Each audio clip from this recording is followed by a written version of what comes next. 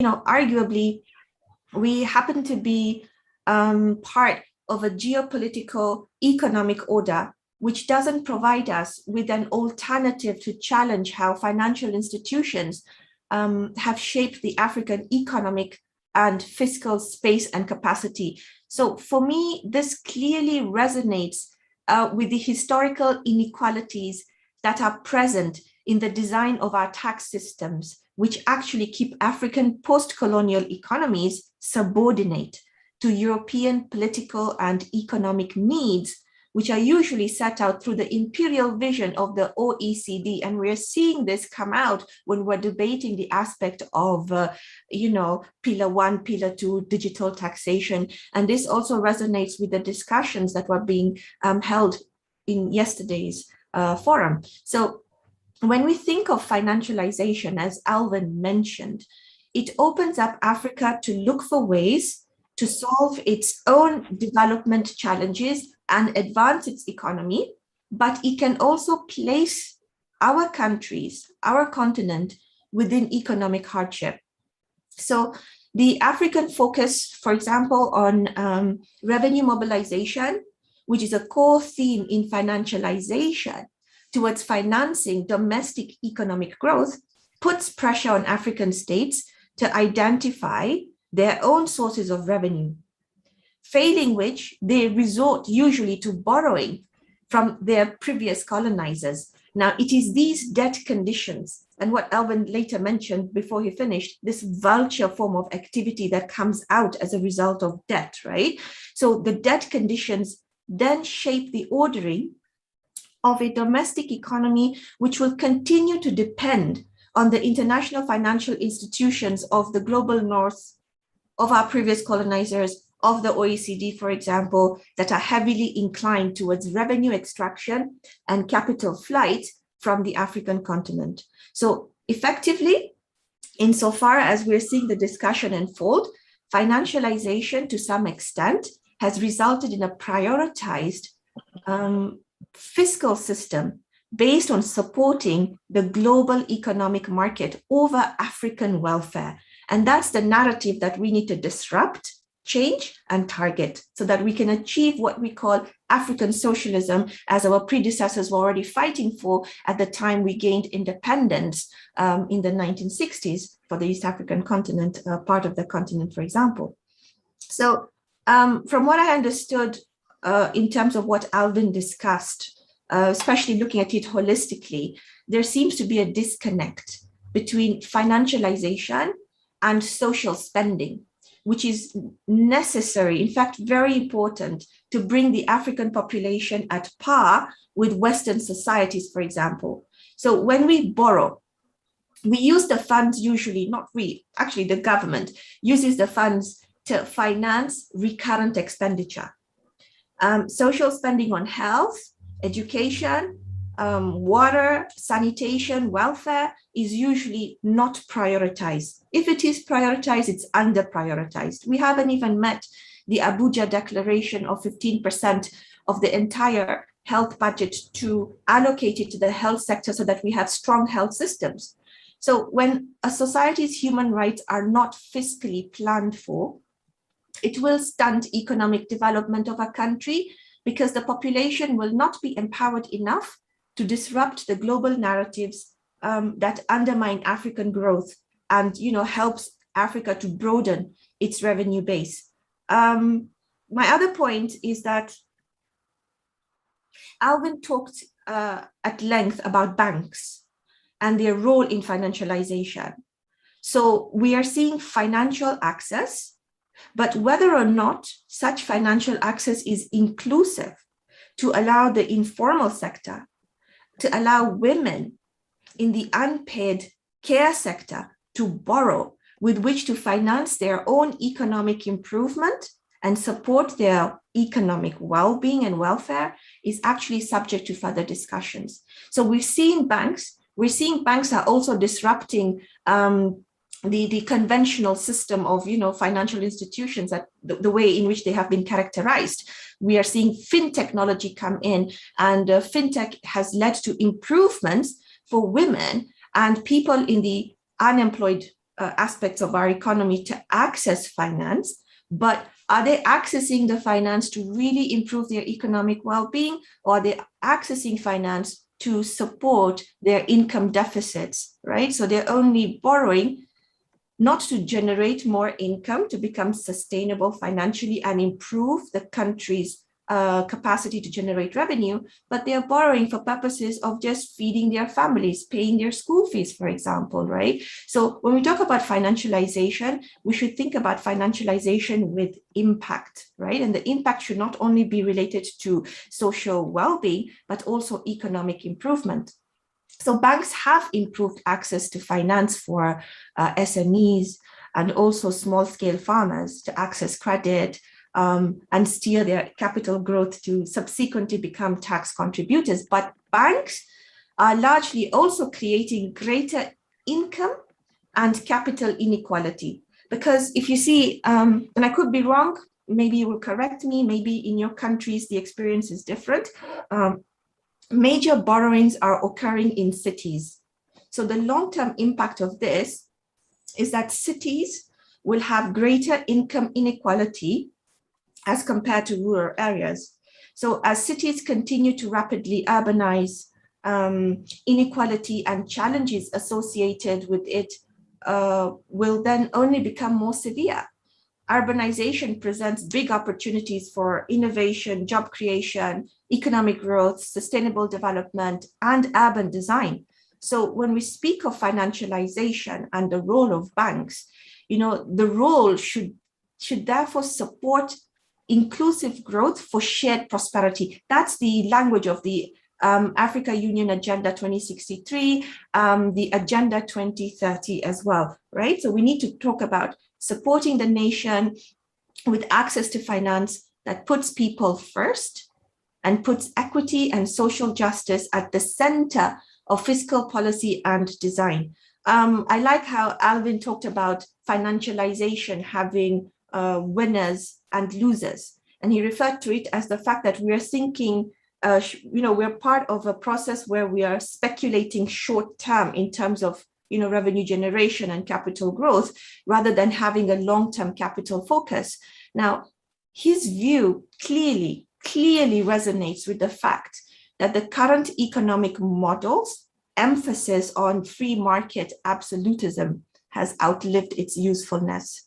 And this is evidenced by market failures that has limited access to social goods, increased unemployment, curtailed trade, and worsened some of our biggest problems like skyrocketing wealth inequality and the unfolding problem of illicit financial flows crisis, which, as Alvin mentioned, TGNA is doing a lot of work in terms of bringing this out to par for people to know the impact IFX is having on the continent. So we need to think about how the way in which we have this financial sector structured and the manner in which it allows for African countries' tax base to be eroded.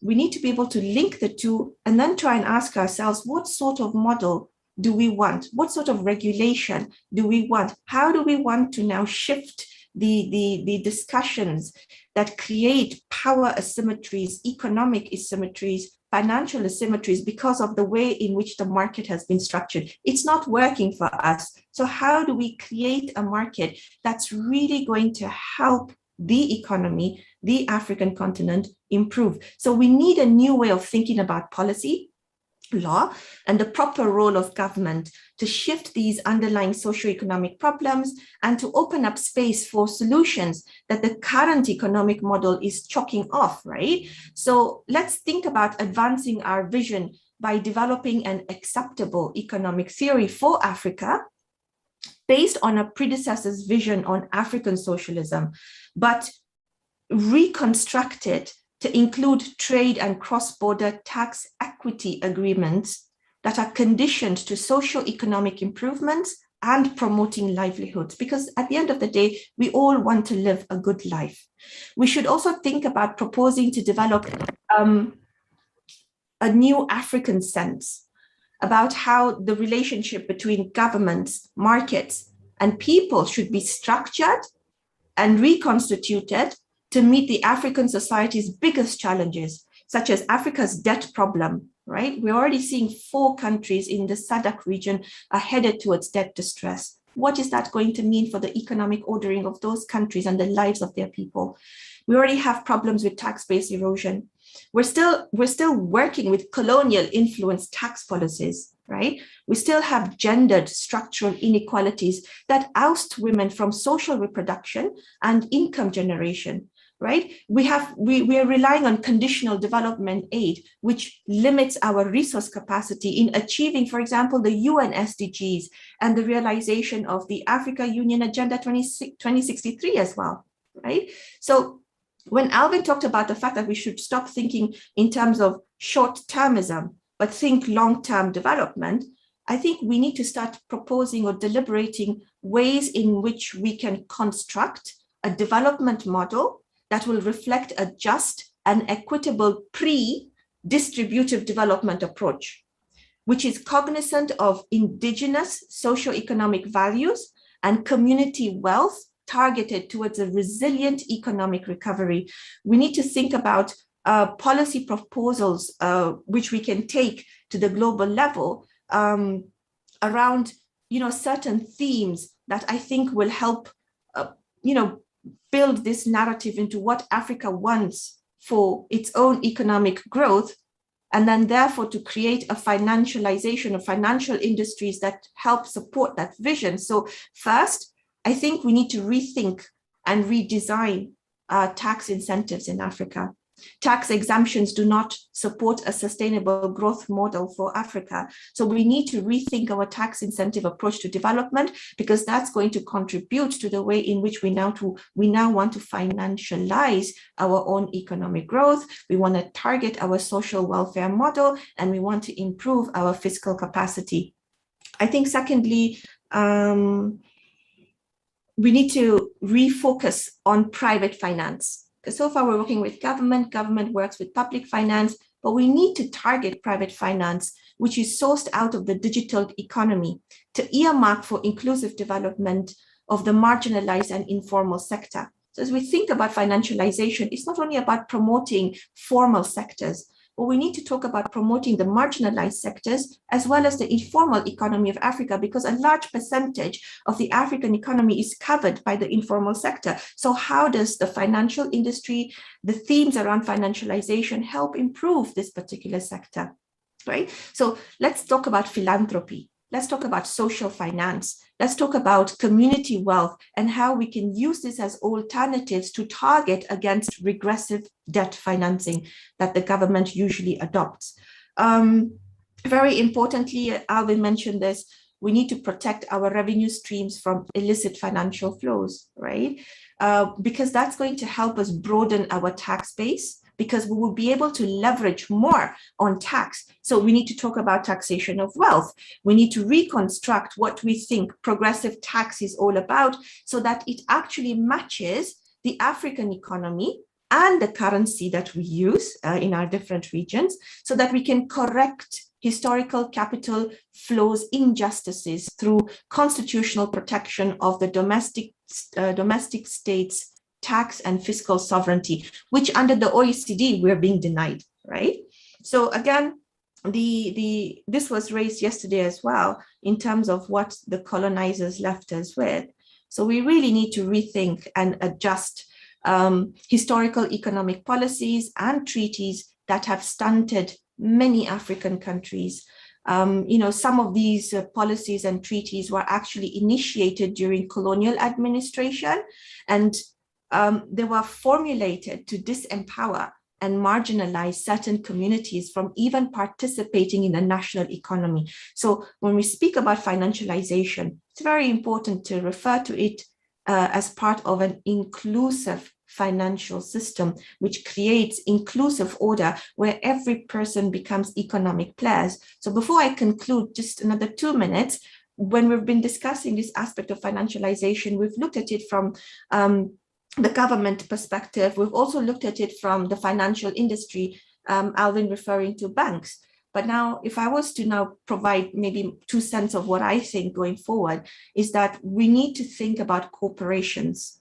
Yeah, we cannot ignore corporations when we're discussing financialization, especially when we want to now define the pandemic affected economic and social order and how to improve it going forward. We've got problems with recession coming in. We've got problems with austerity, unemployment. There's the growing debt crisis alongside structural inequalities, what we call market informalities. We've got gender discrimination. We've got geopolitical disparities.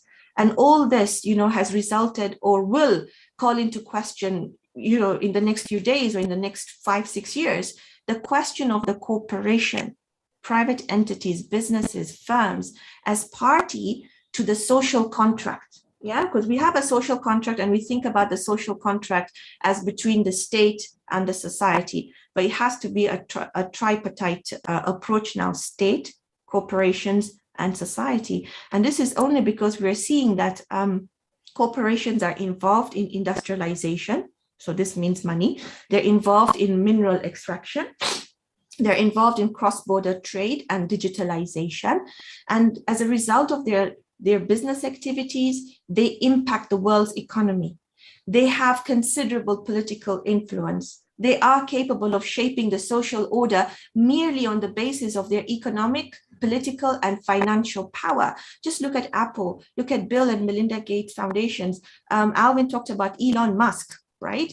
Think about these people and the financial power that they hold, right? Donating billions around the world, for example, by Bill and Melinda Gates Foundation, to drive the narrative on what global health actually should mean for every country in the world, whether it's global south, global north.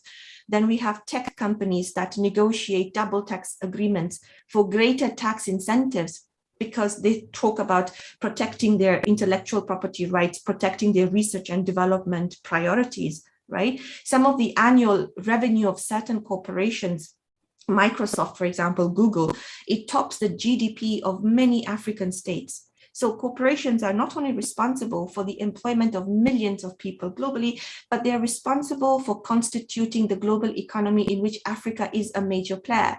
So I leave you now to think about a few things. Should we think of renegotiating the social contract with the aim of integrating corporations as part of supporting the state to now provide its citizens with the social public goods, right?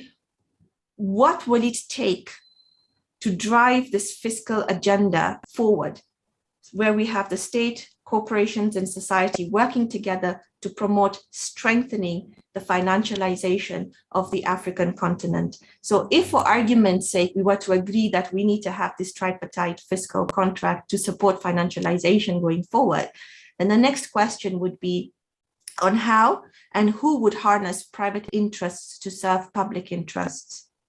Would corporations take responsibility to mitigate systemic risks if they were to become part of the social contract? Would corporations become responsible for repayment of debt on condition of privatization of public goods? Would this not result in inequalities between those who would be able to access the privatized public goods and services and those who are unable to? Would there be a negotiation on what public goods and services can be privatized, leaving out education, health, and security, for example? So we go back to the same question that Alvin said. What are our alternatives? Yeah, we have this economic model and we're trying to think about redesigning this economic model, but it comes with so many questions. So where do we go from here? So that's all I'm going to say for now. Thank you.